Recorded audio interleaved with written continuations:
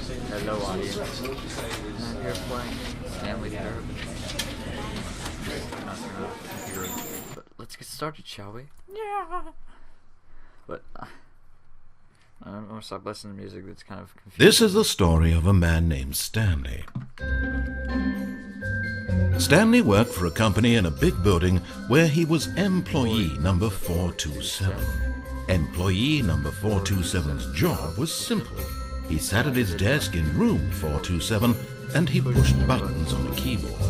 Orders came to him through a monitor on his desk, telling him what buttons to push, how long to push them, and in what order. This is what employee 427 did every day of every month of every year. And although others might have considered it soul-rending, Stanley relished every moment that the orders came in, as though he had been made exactly for this job. And Stanley was happy. He was, yeah. Sounds pretty legit. And then one day, something very peculiar happened. Something that would forever change Stanley. You don't say. Something he would never quite forget. He had been at his desk for nearly an hour when he realized that not one single order had arrived on the monitor for him to follow. No one had showed up to give him instructions, call a meeting, or even say hi.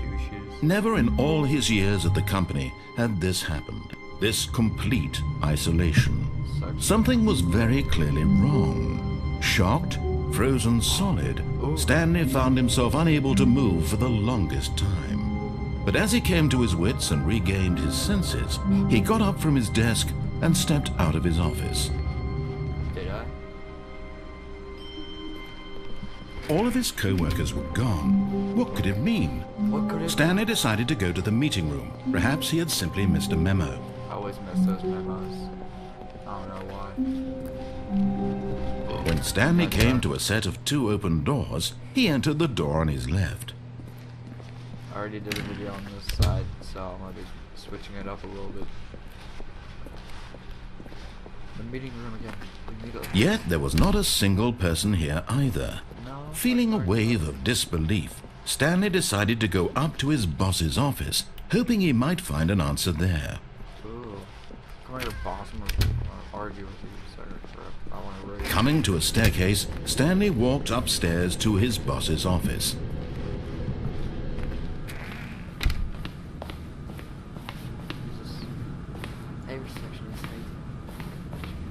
Your computer tablet. I hope you guys can hear that. I hope I'm loud enough. Stepping into his manager's office, Stanley was once again stunned to discover not an indication of any human life. I am stunned. Shocked, unraveled, Stanley wondered in disbelief who orchestrated this. What dark secret was being held from him? What he could not have known was that the keypad behind the boss's desk guarded the terrible truth that his boss had been keeping from him. And so the boss had assigned it an extra secret PIN number, 2845. But of course, Stanley, yet incredibly, by simply pushing random buttons on the keypad, Stanley happened to input the correct code by sheer luck. Amazing. He stepped into the newly opened passageway. I already did. Ooh, a button.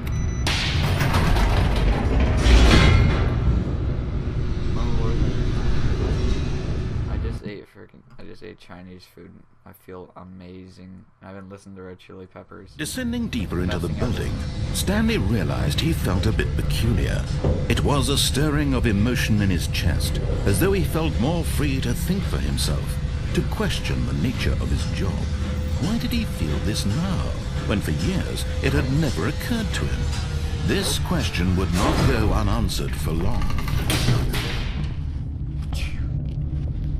That wood noise. Stanley walked straight ahead through the large door that read Mind Control Facility.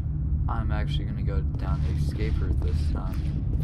Although this passageway had the word escape written on it, the truth was that at the end of this hall, Stanley would meet his violent death. You don't say.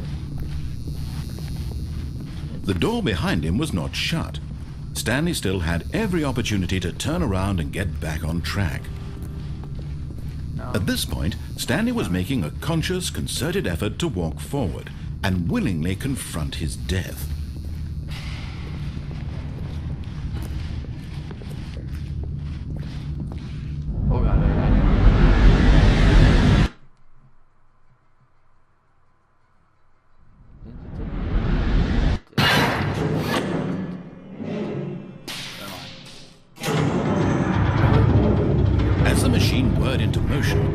Stanley was inched closer and closer to his demise, he reflected that his life had been of no consequence whatsoever. Stanley can't see the bigger picture. He doesn't know the real story, trapped forever in his narrow vision of what this world is. Perhaps his death was of no great loss, like plucking the eyeballs from a blind man. And so he resigned and willingly accepted this violent end to his brief and shallow life. Farewell, Stanley.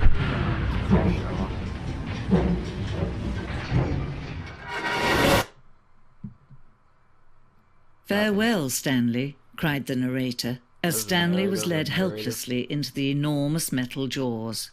In a single visceral instant, Stanley was obliterated as the machine crushed every bone in his body, killing him instantly. Sounds painful. I survived.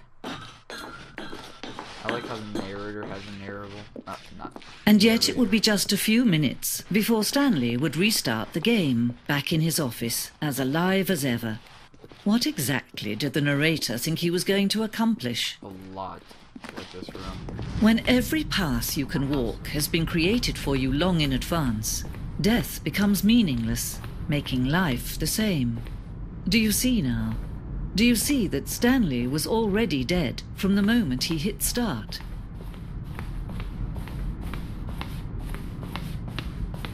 Buttons!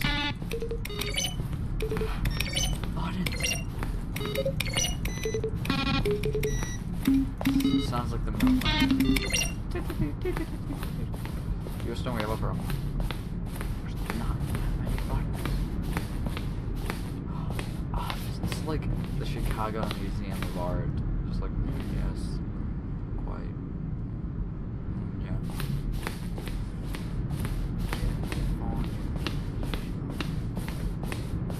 What is this? Well, try the other one. I don't get what that is. It's just a bunch of chairs. Employee found. Yeah. Is this how video games are created? So, freedom ending. I've been there. Countdown, yes. Isn't there another thing?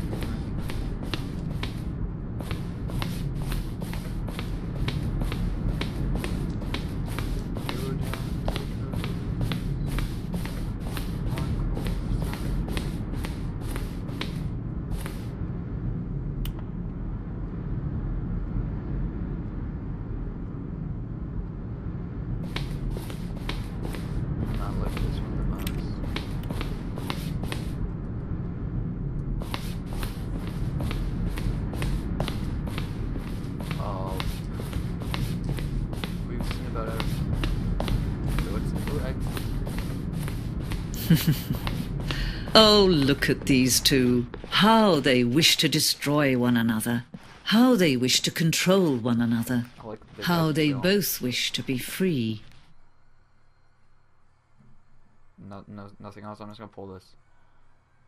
Can you see? Can you see how much they need one another? Yes. No, perhaps not.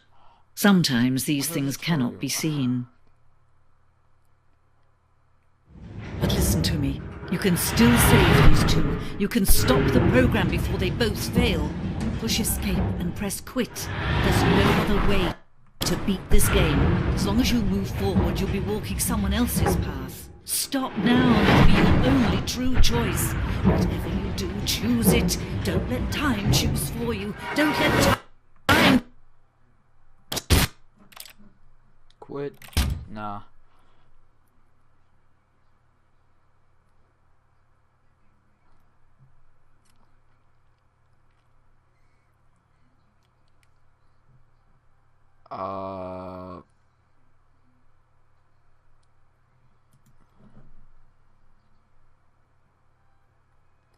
I'm gonna give it a few more seconds. If it doesn't load, this is gonna be the end of the video. If it does load, then I'm gonna keep on going on. Yeah, I'm gonna call it quits.